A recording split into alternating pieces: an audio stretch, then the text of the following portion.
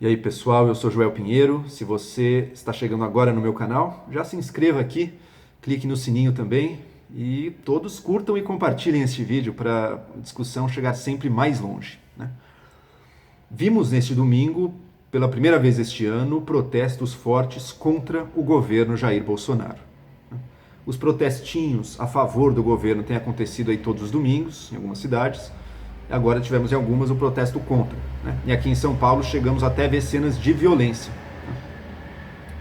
Torcidas organizadas, esses antifas e outras pessoas contra o governo tomaram as ruas, foram lá e houve algum confronto com os manifestantes pró-Bolsonaro e depois a polícia entrou e por algum motivo lutou apenas contra o Bolsonaro, né? Deixando os cidadãos de bem do bolsonarismo, que a gente já sabe que às vezes até tem arma, porque já rolou tiro em outros protestos bolsonaristas, esses deixaram em paz, né? Eu não sou a favor de manifestações na rua neste momento. Eu, pelo contrário, tenho sempre recomendado que as pessoas, neste momento, exerçam uma militância, que acho importante sim, mas nas redes sociais, né? Porque a gente está vivendo nessa pandemia. O tema da pandemia cansou um pouco as pessoas. Elas querem falar de outras coisas, querem viver outras coisas, dá para entender. Mas o vírus não cansou.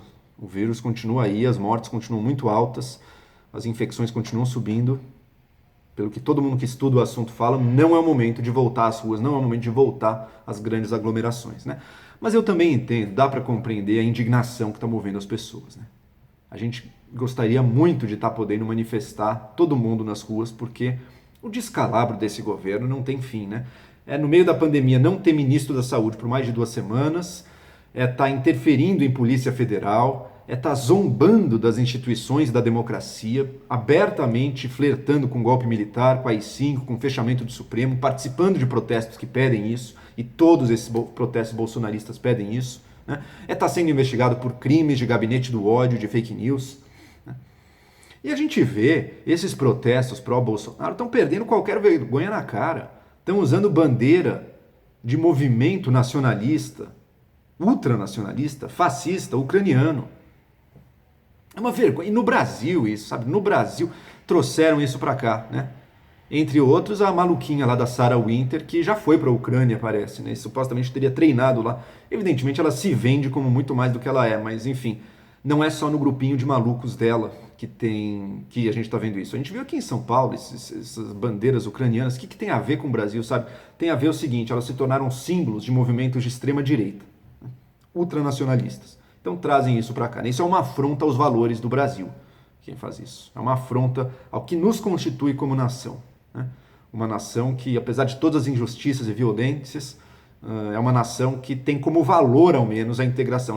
Nem sempre, muitas vezes não como prática, né? Mas como valor, pelo menos, temos isso.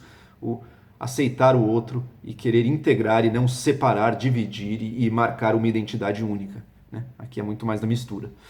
Enfim, dá para entender a indignação. E daí foram para a rua, então, os antifascistas contra os supostos fascistas, que seriam do lado do Bolsonaro. E daí começa a discussão, não, mas não é fascista, porque fascismo é isso, fascismo é aquilo. Na verdade, a esquerda é que é fascista. Deixa eu tentar trazer, eu não acho que a discussão do termo correto seja a coisa fundamental, mesmo porque palavras podem ter diferentes definições, tá? Mas vamos comentar brevemente aqui o que foram os valores, as características centrais do fascismo histórico, que se deu na Itália, na Alemanha também com o nazismo, mas é um movimento aí muito similar, em alguns outros países que seguiram a linha deles, né? Primeiro, é intensamente nacionalista, um regime fascista ou um movimento fascista é intensamente nacionalista. Ele tem pretensões totalitárias, ou seja, de que toda a sociedade gire em torno do poder, né? Em que todas as pessoas sejam constantemente pressionadas, às vezes até pelo medo e pela ameaça, pela violência, pressionadas a se curvarem, a aderirem ao governo. Não existe esse espaço de liberdade e autonomia para a sociedade civil, ela tem que aderir ou ela vai ser forçada a isso, né? Um culto à violência, seja de forças armadas, ou seja, como foi a ideia de que a força física que se impõe, isso é um valor em si, né? Não é um culto ao direito, ao império da lei, nem nada disso, é violência, a força é que vai dar o nosso caminho, não é os partidários, os cultores, os idólatras da força enquanto tal, né? Não submissa a nenhuma ideia de direito, de instituições, alteridade, nem nada disso, né? E por fim, o uso intenso de propagandas e mentiras para viabilizar esse projeto e para fanatizar a sociedade, né? Manter a sociedade num estado constante de medo, um medo paranoico contra inimigos que são criados o tempo inteiro, e ódio, querendo destruir então esses que são vistos como inimigos, né? Gente, tem muitas semelhanças. Dá para dizer que o governo Bolsonaro é fascista? Não, propriamente não, porque também ele é composto de um monte de coisas diferentes. Mas que esses elementos existem na militância radical ligada ao olavismo que é feito aqui, que é esse pessoal da bandeirinha da Ucrânia, da extrema-direita, é evidente que sim, né? É evidente que sim. Pode ter algumas diferenças? Pode, talvez. É que na Itália também a questão racial não era o centro, né, como era na Alemanha, mas estava presente também, né? Talvez aqui a questão racial seja menos. Embora mesmo aqui, de uma forma contraditória até e maluca, os nossos partidários da extrema-direita usem símbolos e imitem brincadeirinhas da extrema-direita racista norte-americana, né? Mas enfim, aqui o racismo não é trazido pela extrema-direita como um valor, ao menos não um valor explícito, não um valor que eles botam nos seus manifestos e que eles declaram como um objetivo deles, né? Então pode ter alguma outra diferença, mas são muitas similaridades, né? Caminha nessa direção. Eu não acho de todo equivocado vocês dizer, olha, esse pessoal que está com bandeirinha da Ucrânia, de movimento ultranacionalista da Ucrânia, que gosta de imitar trejeitos e vídeos do nazismo, que usa frases do fascismo, dá para chamar de fascista, né, gente? Dá para chamar. Agora, esse é o risco. Nem por isso quer dizer que a gente precisa distinguir duas coisas, né? Uma coisa é ser, digamos, fascista. Outra coisa maior é ser autoritário, ou ter até tendências totalitárias. Nem todo totalitarismo obedece a esses critérios, a esses valores. O stalinismo, que existiu na mesma época ali na Europa, na Rússia, foi um sistema, um regime tão destrutivo e tão nocivo e tão mortal quanto foi o fascismo, mas tinha outros supostamente outros valores, né? O discurso da igualdade, ou seja lá o que for, né? Um discurso muito mais de união entre diferentes povos, numa solidariedade, mas por baixo desse discurso as práticas eram muito similares, né? Inclusive com relação à propaganda, com relação à mentira, com relação à pressão para a sociedade inteira se submeter àquilo, né? Então não é porque alguém se declara antifascista que ele passa a ser imediatamente admirável, que ele passa a ser imediatamente democrático. Pelo contrário, esses grupos que se chamam de Antifa, isso nos Estados Unidos é mais forte, adotam posturas totalmente autoritárias e violentas, né? De achar que vão resolver as desavenças políticas do país com a violência, com o soco na cara. Eles transformam o soco na cara como o ato de glória deles, né? Como aquilo que nossa, que orgulho, estamos aqui batendo e tudo. Ou seja, formam gangues de pessoas totalmente incapazes de participar de forma civilizada e, portanto, responsável na sociedade, né?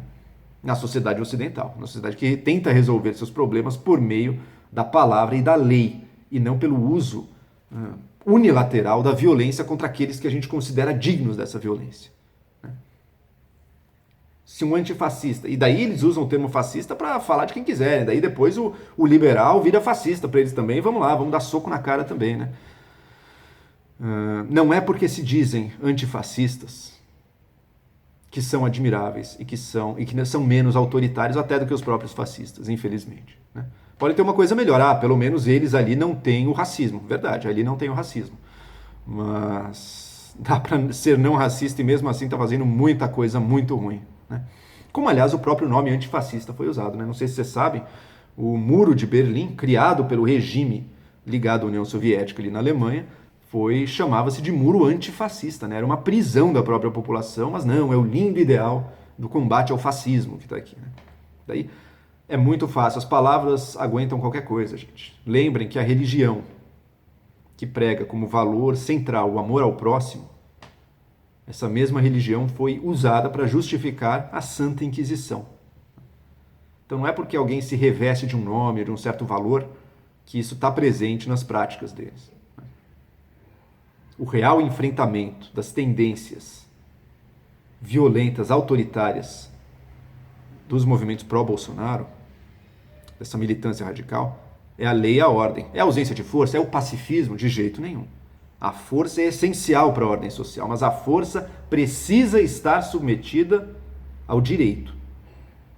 a lei e a ordem, e não ser o arrobo unilateral de um grupo que busca o poder, por mais nobres que eles achem que são as suas intenções.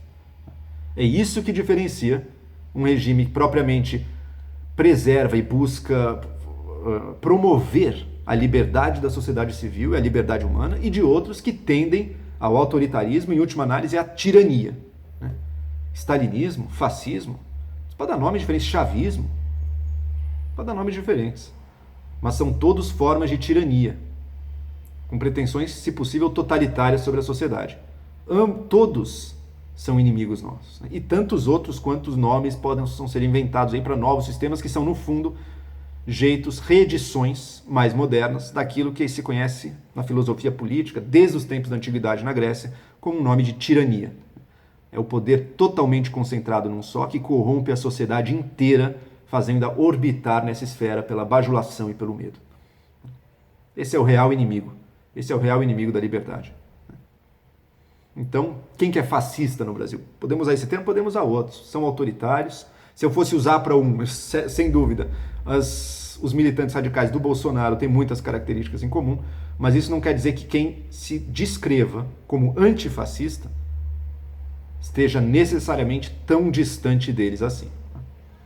Quem defende a democracia e os direitos individuais e a sociedade baseada em leis não pode transigir disso e aplaudir ou ficar maravilhado de uma forma romântica com movimentos que são quase tão autoritários e tirânicos quanto. É isso aí.